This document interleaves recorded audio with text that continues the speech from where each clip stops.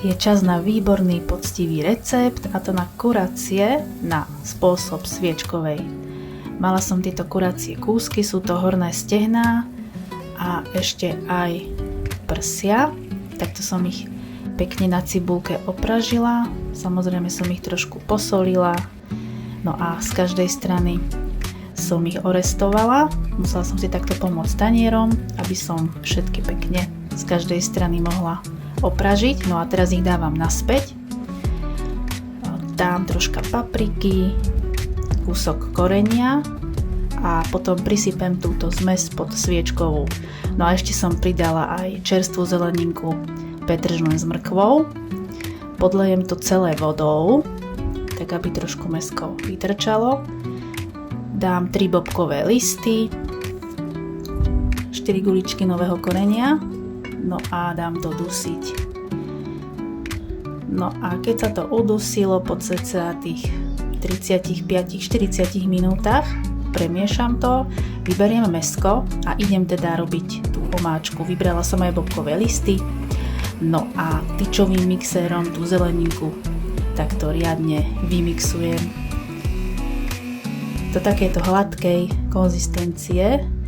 Pridám už len túto smotanu na varenie, riadne to premiešam, trošku som ešte pridala mlieka a následne to len dochutím solou, prípadne môžete aj čiernym korením, je to na vás. Dám naspäť tieto kúsky mäska, no a trošku to ešte povarím a tak toto krásne vyzerá na hrnci. Čiže to máme hotové. No a tak toto máme na tanieri naservírované. No, takže idem to okoštovať. Túto fajnotku voňavú. Našej malej to takisto veľmi chutilo, trošku som jej to tak popučila. Mixéri kúsok, lebo ešte nevie tak hryskať. No a ja idem na to.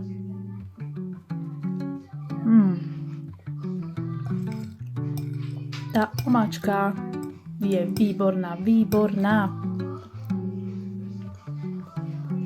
Vôbec ju nebolo treba dohusťovať, lebo vlastne tá zelenina pomixovaná tým tyčovým mixérom spravila takú perfektnú hustotu. Takže už len tá smotana na varenie dodala tomu takú jemnejšiu chuť a musím povedať, že je to vynikajúce. Tak vám prajem dobrú chuť. Ďakujem pekne za zhliadnutie videjka. Čus.